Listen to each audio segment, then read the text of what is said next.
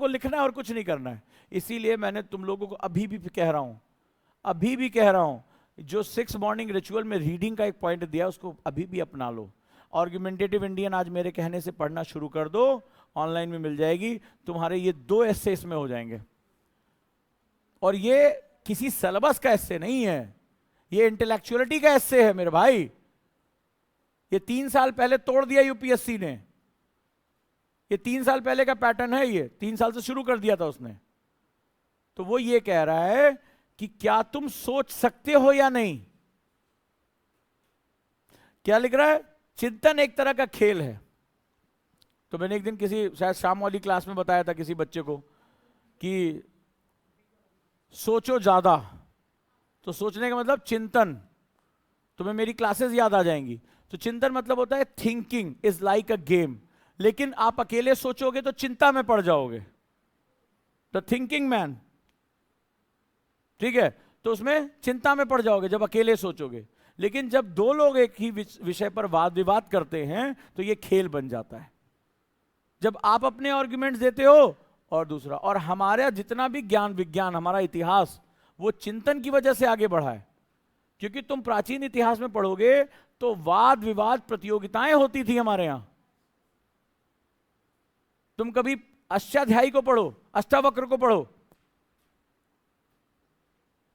तो अष्टावक्र की कहानी तो बहुत जबरदस्त है। उनके पिता महान विद्वान थे, तो उस समय एक बहुत बड़े विद्वान थे, वो उनकी शर्त थी कि जो उनसे हारेगा वो जल समाधि ले लेगा। तो उनके पिता को पैसे की कमी हुई, तो जो जीतता था उसको खूब पैसे मिलते थे महाराजा जनक के दरबार में। तो वो जब गए तो हार गए, जल समाधि ले ली। अष्टावक्र हर जगह से बिल्कुल टेढ़े से थे, तो क्या था, वो गए और उन्होंने कहा कि चलो मैं तुम्हें चुनौती देता हूं। बोले तुम्हें पता है जो हार जाएगा जल समाधि ले लेगा। बोले ठीक है। और उन्होंने क्या किया, उनको हरा दिया। और जब हरा दिया तो उसी का जो पूरा सेगमेंट है वो अष्टावक्र की गीता के रूप में हमारे सामने आया। संसार उससे लाभ ले रहा है।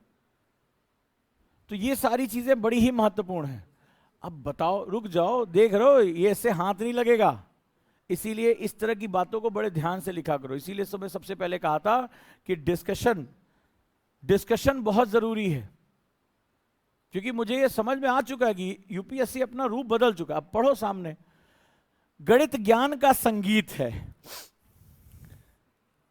Hi, mathematics is the music of reasons.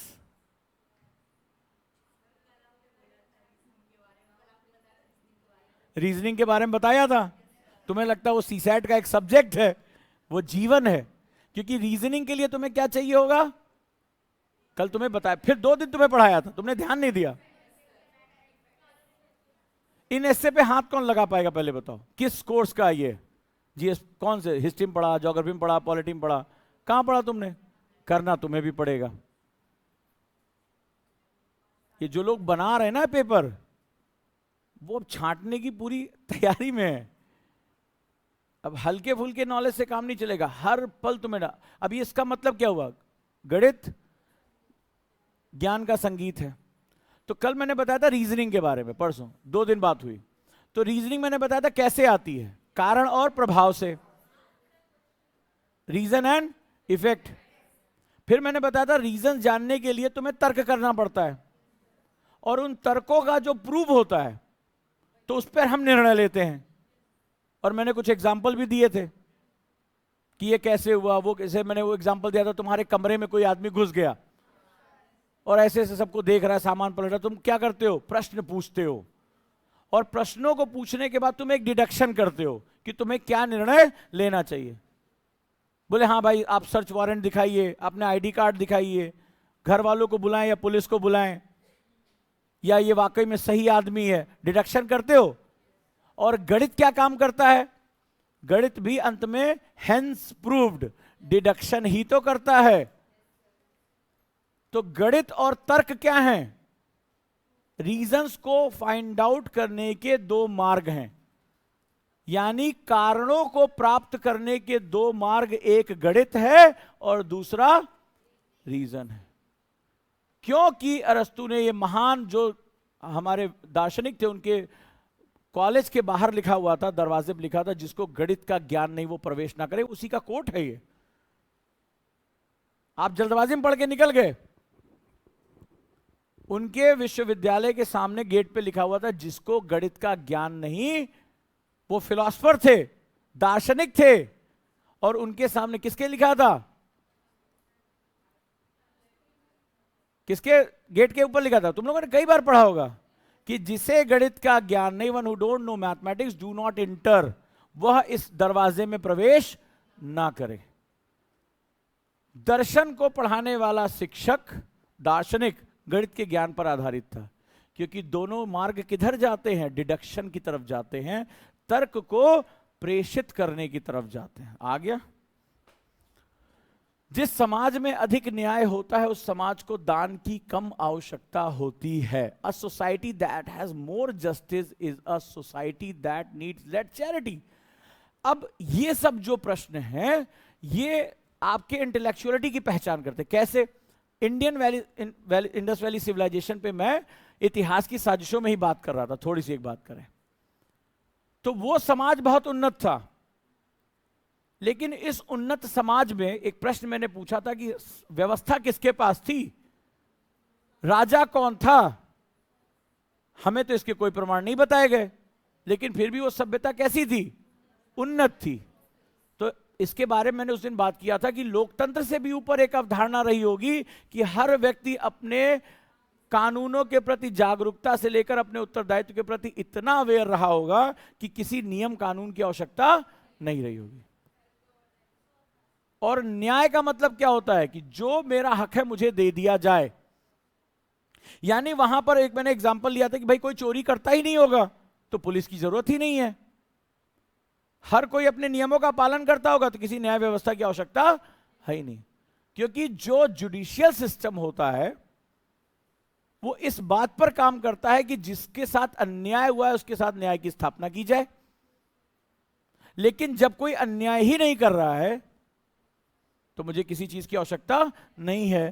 कहता है जिस समाज में अधिक न्याय होता है, यानी यहां जुडिशियल सिस्टम रखा जाता है, वहां पर दान की आवश्यकता कम होती है। इसको एक और तरीके से मैंने पढ़ाया था। जब मैं एक डिस्कशन कर रहा था तो वहां पर एक बात आई थी कि डेमोक्रेसी शासन की पहली अवस्था नहीं है। अगर किसी को याद होगा मेरी वो class, it is not the first stage. और मैंने आपको बताया था कि डेमोक्रेसी थर्ड स्टेज होती है। लोकतंत्र मतलब लोगों का तंत्र जब बनता है उससे पहले दो और तंत्र स्थापित होते। याद है किसी को? बताओ। रूल ऑफ लॉ सबसे पहला क्या होता है? कितने लोगों ने लिखा था अपनी कॉपी में? तो जो लोग नहीं लिखे वो ये बात समझ लें कि मेरी हर क्लास हर शब्द को बड़े संभाल के रखना। तो मैंने आपको बताया था कि लोकतंत्र कभी शासन की पहली अवस्था नहीं होता, उससे पहले आता है कानून का शासन, यानी रूल ऑफ लॉ। क्योंकि रूल ऑफ लॉ तुम्हें क्या करता है? तुम्हारे हक, तुम्हारे अधिकार सुनिश्चित करता है। उसके बाद जब तुम्हारे अधिकार सुनिश्चित हो गए तो होता है सेकेंड स्टेज। क्या बताया था? नेशनल बिल्डिंग प्रोसेस, राष्ट्र निर्माण की प्रक्रिया, दूसरा चरण। अभी बहुत लोग नहीं लिख रहे हैं, बहुत लोग नहीं लिख रहे हैं। पहला रूल ऑफ लॉ, दूसरा राष्ट्र। और राष्ट्र निर्माण की प्रक्रिया में आपकी भागीदारी हो जाती है। जब आप अच्छी शिक्षा लेते हैं, मन लगाकर पढ़ते हैं, अच्छी जॉब करते हैं, स्किल को बढ़ाते हैं, राष्ट्र निर्माण में सरकार और लोग दोनों की भागीदारी सुनिश्चित हो जाती है। तो क्या होता है? नेशनल बिल्डिंग प्रोसेस, यानी राष्ट्र निर्माण की प्रक्रिया। तो जब राष्ट्र निर्माण की प्रक्रिया होती है उस समय संसाधन सब में बढ़ जाते हैं। यानी हर व्यक्ति क्या हो जाता है? अब तुम अच्छी पढ़ाई करोगे, सरकार अच्छे स्कूल बनाएगी, तुम स्किल्ड होगे, मार्केट तैयार होगा, तो क्या करेगा? अपॉर्चुनिटी रेडी हो जाएगी। और अपॉर्चुनिटी जब रेडी हो जाएगी तो क्या होगा? रिसोर्स डिस्ट्रीब्यूशन हो जाएगी, जिसको हमने उस दिन WD यानी वेल्थ डिस्ट्रीब्यूशन कहा था। वेल्थ डिस्ट्रीब्यूशन कहा था, तो वो हो जाएगा अपने आप। तो जब वेल्थ डिस्ट्रीब्यूशन हो जाएगा तो दान किसको दिया जाता है? जो स्वयं एड, जो स्वयं से अपनी इच्छा पूर्ति ना कर सकता हो, तो उसको दान की जरूरत पड़ती है ना। जो स्वयं से, और जो स्वयं से कर सकता उसको दान की आवश्यकता नहीं रहेगी। तो वो राष्ट्र कैसा हो जाएगा? समृद्ध हो जाएगा। तब जाकर डेमोक्रेसी आ पाएगी। और नहीं हो पाया तो डेमोक्रेसी में एक मैंने आपको आरसी का कॉन्सेप्ट पढ़ाया था, रिसोर्स कैप्चरिंग। तो जो जहां मौका मिलेगा उसको छीनेगा, और जो नहीं छीन पाएगा उसको फिर सहायता की आवश्यकता पड़ेगी। कहानी समझ में आ गई? तो ये उसी डिस्कशन से निकला था कि आपको अगर न्याय पहला स्थापित कर दिया, तुमने शासन स्थापित कर दिया, पहले किसका होना चाहिए? Rule of law. और रूल ऑफ लॉ में इक्विटी और इक्वलिटी दोनों का कॉन्सेप्ट होता है। बताया था कि जो मैं कहता हूं मैं सभी के लिए बराबर हूं, ना अमीर ना गरीब, सबके लिए मेरा न्याय व्यवस्था बराबर, लेकिन जो पिछड़ा हुआ है उसको मैं आगे भी लेकर आऊं। लॉ ऑफ इक्वलिटी और इक्विटी दोनों मैटर होनी चाहिए, तब जाकर न्याय का सिद्धांत स्थापित होगा। न्याय का सिद्धांत स्थापित होते ही लोगों की जिम्मेदारी और नेशनल बिल्डिंग प्रोसेस में इकट्ठा हो जाए। अब नेशनल बिल्डिंग प्रोसेस में यह भी तो जरूरी है कि तुम जब अपने धरोहर को नुकसान ना पहुंचाओ, तो दूसरी भी जिम्मेदारी है कि अपने धरोहर के बारे में जान तो लो। अगर हम अपने धरोहर के बारे में ही नहीं जानेंगे, अपने इतिहास के बारे में नहीं जानेंगे, अपने बारे में नहीं जानेंगे, तो हम उसी माइंडसेट का पार्ट बने रहेंगे। फिर जाकर स्थापित होगा तो उस समाज को दान की आवश्यकता नहीं रहती। ये वर्तमान समय में भारत के लिए बिल्कुल सही है। जो ब्रिटेन वाला बोला ना कि $2 बिलियन का एड दिए थे तब चंद्रयान उड़ा रही है, वो कहना रहे हो। आ जाओ, शिक्षा, ये तुमने कहां पहुंच गए? ये तो दूसरे पे आ गए। ठीक है, और भी कर ले। तुम कहें अपना हाथ पैर चला रहे हो। सभी भटकने वाले गुम नहीं होते हैं। अरे बाप रे, not all who wander are lost. इसके लिए तुम्हें किताब पढ़नी पड़ेगी। मेरे किसी स्टूडेंट ने मेरे मुंह से कई बार सुनोगी, अथातो घुमक्कड़ जिज्ञासा, राहुल सांस्कृत्यायन। अथातो घुमक्कड़ जिज्ञासा, राहुल सांस्कृत्यायन, बहुत बड़े विद्वान भारतीय रहे हैं, उनकी किताब है ये, अथातो घुमक्कड़ जिज्ञासा, अगर मैं सही प्रोनाउंस कर रहा हूं तो।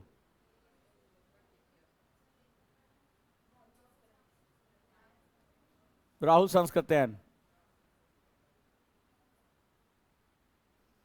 बेसिकली ये बहुत सारे ऐसे बड़े डेप्थ में, बहुत डेप्थ में। घुमक्कड़ मतलब घूमने, और बोला है कि सबसे बड़ा ज्ञान घूमने से प्राप्त होता है। सबसे बढ़िया बात है, गांधी को एग्जांपल ले लो। जब गांधी साउथ अफ्रीका से आते हैं तो भारत भ्रमण पे निकल जाते हैं। नोटिस करना, डायरेक्टली वो राजनीति में सक्रिय नहीं होते। पहला आंदोलन का कौन सा था? चंपारण। लेकिन साउथ अफ्रीका से आने तक और चंपारण आंदोलन के बीच में गैप है, और उस दौरान वो पूरे भारत भ्रमण पे निकल जाते हैं कि जिस देश में लड़ाई लड़नी है पहले हम जाने तो ये कौन है, और बड़े गहराई से अध्ययन करते हैं उसका। इसीलिए जब तुम लबासना की ट्रेनिंग में जाओगे तो भारत यात्रा का एक कॉन्सेप्ट रहता है, पूरे देश में तुम्हें घुमाया जाएगा, जानो समझो क्या है। तो कहते हैं कि सभी भटकने वाले गुम नहीं होते हैं, कि भटक गए तो लॉस्ट हो गए। तो जब उस किताब को पढ़ोगे तुम्हें बड़े एग्जाम्पल मिलेंगे। तो भैया अभी भी कह रहा हूं, हाथ जोड़ के निवेदन है, अभी भी समय है। वो जो रीडिंग का कॉन्सेप्ट मैंने दिया है ना, प्लीज उसको टिक लगाते समय थोड़ा सा ऑनेस्ट रहो कि वाकई में कुछ पढ़ा या नहीं पढ़ा। इसमें से कोई टीचर अपनी क्लास में इसको नहीं करा सकता। ये डिबेट्स को पकड़ने की आदत डालो, डे 1 से प्रूव हो गया कम से कम। रचनात्मकता की प्रेरणा लौकिकता में चमत्कार ढूंढने के प्रयास से उपजती है। Inspiration for creativity spring from the effort to look for the magical in the mundane. अरे बाप रे बाप, इसको क्या तुम्हें समझा, तुम क्या समझोगे? अगर ऊपर वाले 3 समझ में आ गए तो ठीक है, आज के लिए इतना बहुत है। रचनात्मकता की प्रेरणा लौकिकता में चमत्कार ढूंढने से प्रयास से उपजती है। ये है एक कोट, बहुत पहले सुना था, आवश्यकता ही आविष्कार की जननी होती है। ये वहीं से बहुत सी कहानियों को, ये पूरा जो ये दिया हुआ है ना, ये बेसिकली उन सभी स्टूडेंट के लिए जिनके आंख कान खुले हैं, जिन्होंने लंबे समय तक सिलेबस के बाहर जाकर नॉलेज को ढूंढने का प्रयास किया, जिनके आंख कान हमेशा खुले रहते हैं, जिनका दिमाग रीजनिंग का माइंड है। तो ये सारे ऐसे लिखने के लिए, अब लिखने तो पड़ेंगे तुम्हें 125, अब 4 में से ढूंढ लो, लिखना तो इन्हीं 4 में से एक है। अब तुम जानो और बकरे की माँ कब तक खैर मनाएगी, आज नहीं तो कल तुम्हारा भी नहीं। ये 2-3 साल से ये पैटर्न चल रहा है। तो इसमें सिंपल सी बात है कि जो इंस्पिरेशन, रचनात्मकता होती है, think out of the box. अब इसको कैसे लिखोगे, इसको समझाने के लिए creativity spring from the effort to look for the magical in the mundane. जैसे लियोनार्डो दा विंची की बात करते हैं, तो सबसे पहले उन्होंने एक मशीन की कल्पना की, जब पक्षी उड़ सकते हैं तो मनुष्य क्यों नहीं उड़ सकता। तो उन्होंने लंबे समय तक बैठ के पक्षियों का ड्राइंग बनाई, देखा कि ये पंख कैसे, और उन्होंने उन्हीं पंखों को नकल किया और पहली बार उड़ने का प्रयास करने की कोशिश की। ये राइट ब्रदर से पहले की बात है। और बहुत से ऐसे लोग थे, पहाड़ों से कूदे, कई लोगों ने जान दे दिया। राइट ब्रदर्स के हिस्से में इतिहास आ गया, लेकिन इससे पहले कई लोगों ने जान दे दी। पैराग्लाइडिंग करने की कोशिश की, कपड़े बांध के उड़ने की कोशिश की कि हम भी पक्षियों की तरह क्यों नहीं उड़ सकते हैं। और मनुष्य के विकास का जो क्रम है ना, वो यही रचनात्मकता है, think out of the box. जैसे टेस्ला ने एसी के बारे में खोजा, इलेक्ट्रोमैग्नेटिज्म के बारे में बात हुई, तो मनुष्य जो है वो अलौकिक। जैसे आज की डेट में तुमने कभी जीन टेक्नोलॉजी के बारे में सुना है? सुना सभी ने होगा, जीन अभियांत्रिकी, जीन टेक्नोलॉजी, बायोटेक्नोलॉजी, पूरा कॉन्सेप्ट इसका किस चीज पर टिका हुआ है? अलौकिक। अलौकिक मतलब दिव्य हो जाना। जैसे हम बूढ़े होते हैं, झुर्रियां पड़ जाती हैं, तो ये लौकिक है। लेकिन मैं इस प्रोसेस को रिवर्स कर दूं, अलौकिक हो गया। एक उम्र के बाद जाकर मर जाते हैं, अमर हो जाएं, ये क्या है? अलौकिकता हो गई। मतलब कुछ ऐसा जो मानव के हाथ से बाहर हो। तो पूरी जो जीन टेक्नोलॉजी इसी के बेस पे काम कर रही है। जैसे हमारा कोई अंग कट जाए, हम दोबारा नहीं उगा सकते, मनुष्य खोज रहा है। अब आज की डेट में देखो, बहुत से एक्टर एक्ट्रेसेस बोटॉक्स के इंजेक्शन लेते हैं ताकि उनकी त्वचा यंग रहे, जवान दिखाई पड़े। बहुत से ट्रीटमेंट्स कराते हैं, तो तुम्हें क्या दिखाई पड़ता है? तो वो क्या हो रहा है? ये चमत्कारों की तरफ। बहुत सारी इस समय बहुत सी बड़ी कंपनियों का पैसा अमर हो जाने में लगा हुआ है कि कुछ ऐसा हो कि उम्र को इनफाइनाइट कर दो, या कम से कम बहुत बहुत जो अमीर आदमी है वो इस समय सबसे ज्यादा पैसा, तुम जाके देखो उसमें गूगल के जो है वो बहुत बड़े जो है पैसा लगाने वाले व्यक्ति, जो इन्वेस्टर, वो भी उसमें लगे हुए हैं। एक बड़ी कंपनी खोली है, किस तरह से उम्र को रिवर्स किया जा सके या उम्र को अमरता की तरफ लेके जाया जा सके। स्टेम सेल टेक्नोलॉजी, कि कैसे हम अपने किडनी को, लीवर को दोबारा बना लें और हम मरने से बच जाएं। तो ये सारी जितनी भी संसार में जो चीजें हो रही हैं, वो किसके लिए हो रही हैं? अलौकिक हो जाने की तरफ। हम टाइम ट्रेवल कर सकें, हम ब्लैक होल को पार कर सकें, हम दूसरे अंतरिक्ष में जा सकें। तो ये जो भी चीजें रचनात्मकता हो रही है, अब इसको तुम्हें एग्जाम्पल के आधार पर लिखना है। फिलॉसफिकल एस्से में उदाहरणों का होना सही समय पर, सही जगह पर बहुत महत्वपूर्ण हो जाता है। तो ये सब ओपन एंड है, ये डिस्कशन बेस है। यानी वो वास्तव में पुराने भारतीयों को वापस चाहते हैं, आर्गुमेंटेटिव और नॉट थिंकेबल। इसमें वही लिख पाएगा जो वास्तव में चिंतन की गहराई में। तो मैंने बहुत पहले यहाँ पे एक लाइन लिखी थी कि पुरानी वाली यूपीएससी और नई वाली यूपीएससी में क्या अंतर है। शायद इवनिंग बैच में मैंने बोला था कि पुराने वाले मैंने बोला था कि पढ़ो ज्यादा, रटो और ज्यादा, लिखो और ज्यादा। अभी नई वाली मैंने लिखा पढ़ो ज्यादा, लिखो ज्यादा, सोचो और ज्यादा। और वही आ गया, ऊपर लिखा हुआ है चिंतन। राइट? हाँ, सेकेंड, दूरदर्शी निर्णय तभी लिए जाते हैं जब अंतर्ज्ञान और परस्पर मेल होता है। Visionary decision making happen at the interaction of the intuition and logic both. तो ये तो तुम्हारा पूरी सर्विस का कोर है। निर्णय कैसे लिए जाते हैं? इंट्यूशन, जिसे गट फीलिंग कहा जाता है, कहते हैं दूरदर्शी निर्णय। तो मैंने किसी क्लास में एक बांध का एग्जाम्पल लिया था, कावेरी डैम का। याद है? अभी इवनिंग वाली क्लास में, तो जब मैं डेवलप करा तभी मैंने बात किया था। एक मैंने डैम का एग्जाम्पल लिया था और उसमें तुम्हें कावेरी डैम में जो डीएम था उसकी कहानी सुनाई थी। और जब डैम बनाया जाता तो मैंने कहा था आप किस तरफ खड़े हो, जहां लाभ हो रहा है अगर खड़े हो, और जहां जिसका घर डूब रहा है वो खड़े हो। लिया था एग्जाम्पल, ठीक है? वीडियो में भी, वो ऑनलाइन में भी डाला था। तो वो जब आप दूरदर्शी निर्णय, तो उसमें मैंने पूछा था कि कौन सही है। अगर आपका घर बी साइड में और ए साइड में, अगर आपका घर डूब रहा है, जंगल जमीन डूब रही है, तो आप चाहोगे डैम बनेगा? आपने कहा नहीं। और अगर आपको खेत में फायदा मिल रहा है, पानी मिल रहा है, बिजली मिल रही है, तो आप चाहोगे बनने का? आपने कहा हाँ। तो निर्णय क्या होना चाहिए? तो मैंने आपको सिखाया था कि कोई भी निर्णय मैक्सिमम नहीं होता, ऑप्टिमम होता है। ठीक है, यूट्यूब पे भी ये क्लास पढ़ी है। तो ये निर्णय क्या होता है? ऑप्टिमम होता है। ऑप्टिमम निर्णय कैसे लिया जाता है? ज्यादा से ज्यादा लोगों के हितों का कैलकुलेशन करके, कि नुकसान तो होगा, लाभ ज्यादा होना चाहिए, तो ये कैलकुलेशन किया जाता है, ऐसे डिसीजन लिए जाते हैं। तो ऐसा डिसीजन लाभ ज्यादा होगा। तो डिसीजन मैंने आपको बताया था किस समय यह निर्णय लिया जा रहा है, वो कालचक्र क्या है, इस पे डिपेंड करेगा। हो सकता है जो डिसीजन आज आपके लिए सही हो, कल क्या हो जाएगा? गलत हो जाएगा। जो कल तक गलत था वो आज सही हो जाएगा। इसीलिए हमें निर्णय बदलने पड़ते हैं। तो यहां पर जो कह रहा है कि दूरदर्शी यानी विजनरी डिसीजन, उसको तुरंत वो तुम्हें नहीं समझ में आएगा, लोग विरोध करेंगे, लेकिन ये तब लिए जाते हैं जब तर्क यानी लॉजिक, रीजनिंग। तर्क कहां से आता है? प्रश्न पूछने से। और मैंने उस क्लास में बताया था कि निर्णय लेने के लिए आपको क्या करना पड़ता है? प्रोसीड्योर यानी कि प्रक्रिया का पालन करना पड़ता है। तो जब मैंने तर्क किया और इंट्यूशन, अंतर्ज्ञान, वो जो मेरी गट फीलिंग है, तो एथिक्स, मुझे क्या शिक्षा मिली है, मैं किस परिवार में पला बड़ा हूं, क्या परिवेश रहा है मेरा, जो पहले से ही मैंने इनहेरिट कर रखा है, तो इन दोनों को मिलाकर जो मैं डिसीजन लूंगा वो दूरदर्शी होगा कि आने वाली पीढ़ियां मुझे किस रूप में देखेंगी। क्लियर है? तो भारत में कई अच्छे निर्णय ऐसे रहे जो उस समय के हिसाब से कठिन लगे, लेकिन आने वाले समय में, जैसे मैंने लास्ट टाइम शायद इवनिंग वाली क्लास में ही जब डीबीटी पढ़ा रहा था, तो नोटबंदी के बारे में मैंने एग्जांपल लिया था। आप में से शायद कई लोगों ने देखा भी होगा। ठीक है, तो नोटबंदी का एग्जांपल लिया था कि उस समय के हिसाब से क्या था, बिल्कुल गलत था। कुछ लोगों ने कहा भ्रष्टाचार मिटाने के लिए फलाना। तो उस दिन मैंने क्लास में प्रूव किया था कि डीबीटी के लिए था।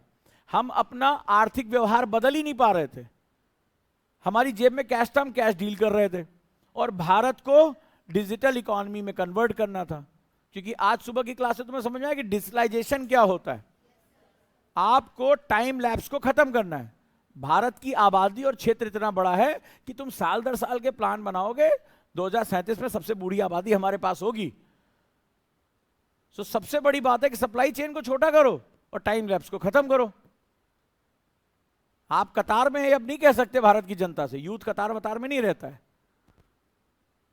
तो वहां मैंने आपको बताया था कि जब कुछ नहीं हुआ कि भाई बैंक खाता खोल दिया फिर भी यूज नहीं कर रहे हैं, जनधन तो पहले शुरू हुआ, टेक्नोलॉजी आ गई फिर भी नहीं कर रहे हैं, आधार बन गया फिर भी नहीं। बोला अच्छा रुको, तुम्हें बड़ा अपने कैश पे, भारत का टैक्स टू जीडीपी रेशियो खराब है, लोग न कोई भी डिजिटल टेक्नोलॉजी बात ही नहीं कर रहे हैं।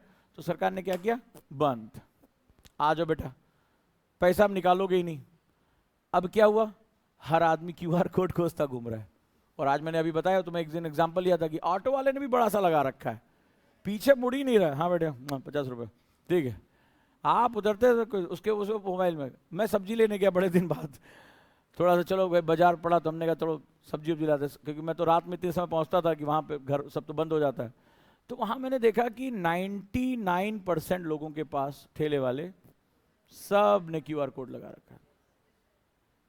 तो ये क्या है? ये परिवर्तन है।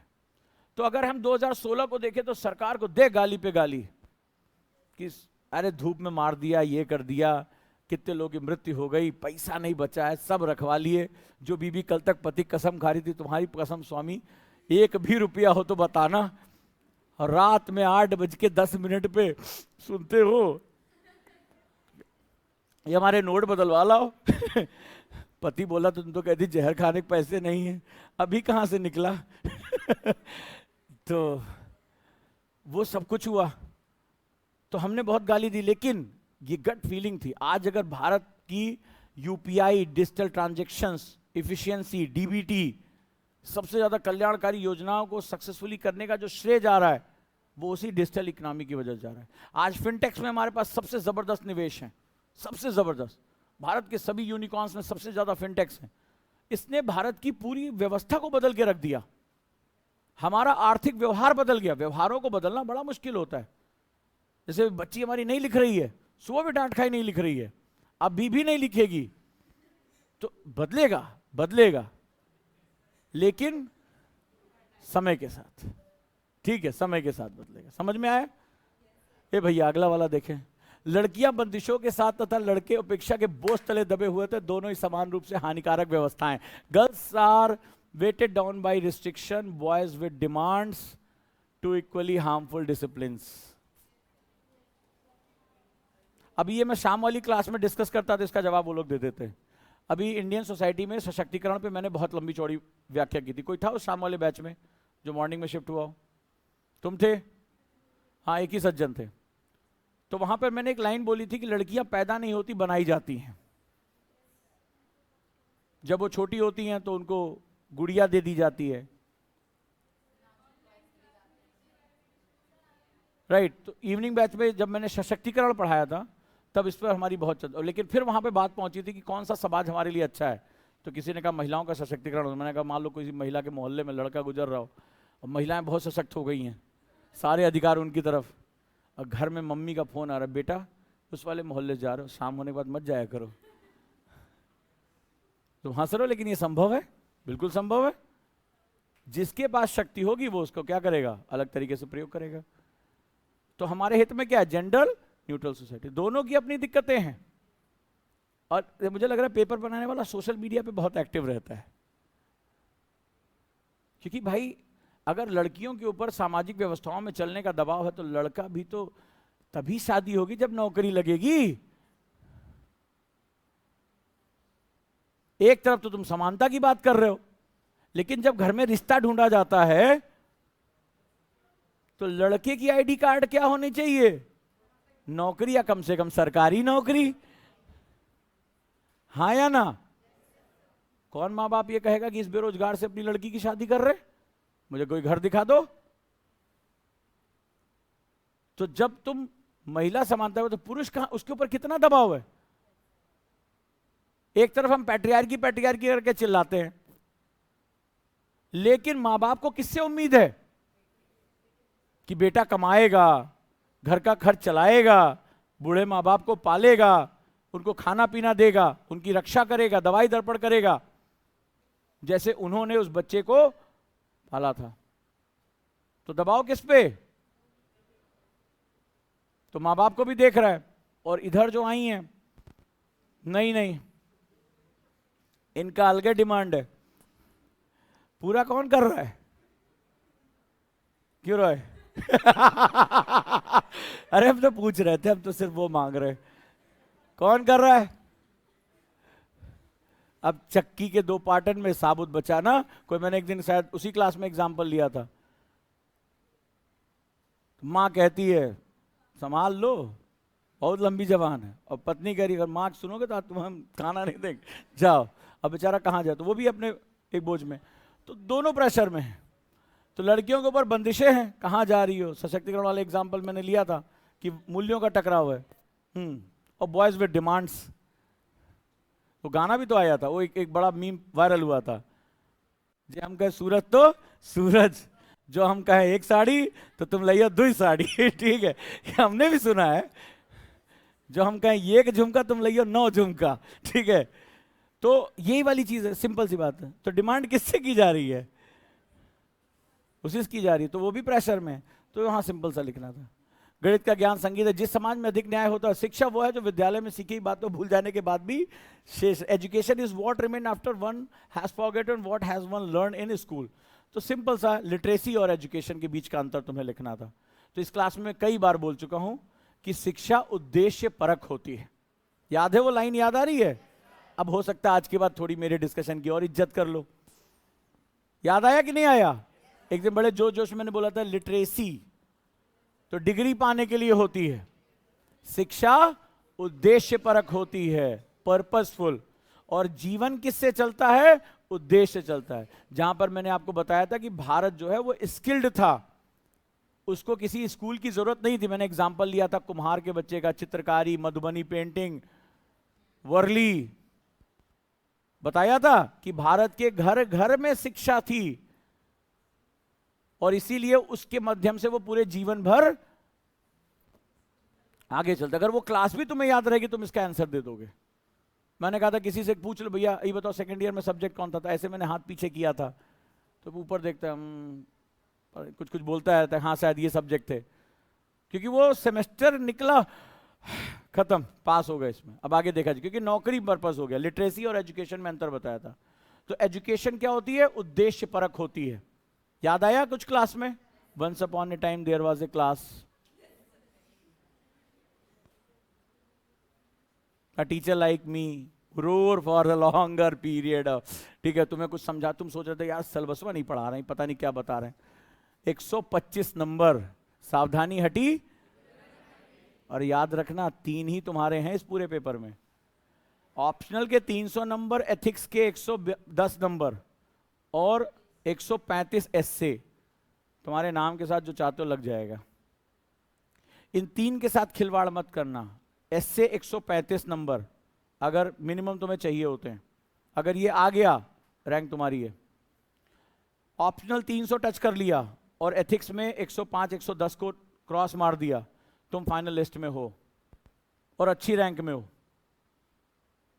और अगर ये 3 गड़बड़ हुए तो फिर मौला मेरे मौला करते रहना, कोई टेंशन नहीं है।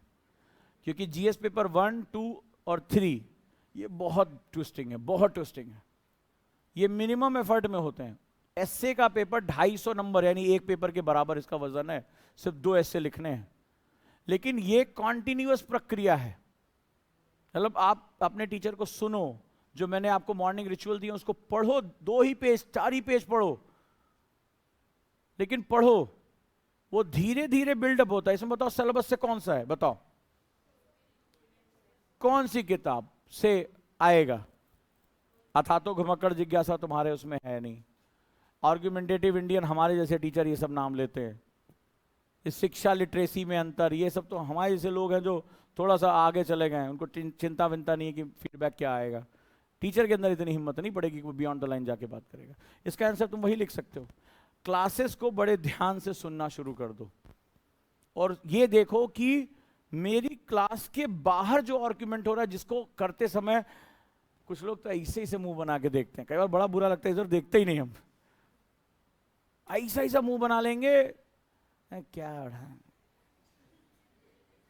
ऐसा ऐसा मुंह बनाते हैं और दिख भी रहा होता है ऐसे कुछ पढ़ा, कब खत्म होगा, ऐसा ऐसा मुंह बना के देखते हैं। वो अलर्ट हो जाते, जैसे बोले चलो लिखो तुरंत, हाँ हाँ कुछ अच्छा बताएंगे, लिखो बताओ लिखो। कौन टीचर इसको कराएगा भाई? या तो हम बोलते 5 वर्षीय यूपीएससी तैयारी योजना हम निकाल दें, भाई इतना तो होने से रहा, गणित ज्ञान का संगीत है, लो बजाओ, ठीक है हो गया काम। सीसेट का पेपर थोड़ा सा टफ हुआ तो कई लोगों का बाजा बज गया वाकई में उसने वही लिखा है, गणित ज्ञान का संगीत है। सीसेट का पेपर खराब हुआ, कई लोग बाजा बजाने लगे कि नहीं हुआ नहीं हुआ नहीं हुआ नहीं हुआ, सीसेट की वजह से नहीं हुआ। तो वही कह रहा है, क्योंकि उसमें मैथ्स का पेपर बहुत टफ आया था सीसेट का पिछले साल का, तो वही कह रहा है इस बार फिर टफ आएगा, ठीक है। तो गणित ज्ञान का संगीत है, तुमसे ना बजेगा भैया, ठीक है, ये बात वो कह रहा है। तो इसका सीधा सा मतलब है, आज से जब भी कोई डिस्कशन हो उसको ध्यान से सुना करो और लिंक करो। ये अगर अभी किसी को भी है कि कोई टीचर आकर ये अपनी क्लास में पूरा कर देगा, तो पहले तुम उसी टीचर की खोज में निकलो, ठीक है। जाओ घूमने से, कोई बता दिया उसने बोल दिया, भटकने वाले गुम नहीं होते हैं। ये बता कौन से सब्जेक्ट का है ये, इसीलिए हंस रहा था। बनाने वाला भी पूरा मजे के मूड में। इसको वही कर पाएगा जो डिस्कशंस को ध्यान से सुनता है, कॉपी में लिखता है और घर जाकर सोचता है, ठीक है। इसमें से बहुत सी बातें क्लास में डिस्कशन हो चुकी थी, कई बार तुम्हें हिंट भी दे दिया कि ये बुक्स पढ़ डालो, तो तुम्हें लगा कि शायद वो किसी सब्जेक्ट का पार्ट है। ये सारे एस्से लिखने के लिए तुम्हें अलग अलग सब्जेक्ट से चीजें चुननी पड़ेंगी, और इसको चुन लोगे तो आराम से कर दोगे, ठीक है। चलो अभी तो शुरुआत हुई है, इसका मतलब इस बार पेपर मस्त होने वाला है। ये जो नया पैनल आया वो 4 साल तक यही शोषण करेगा, और अभी शोषण व्यवस्था का दूसरा साल है ये। तुम में से अगले 2 साल जो पेपर देने जा रहा है कोई भी, वो सावधान हो जाए।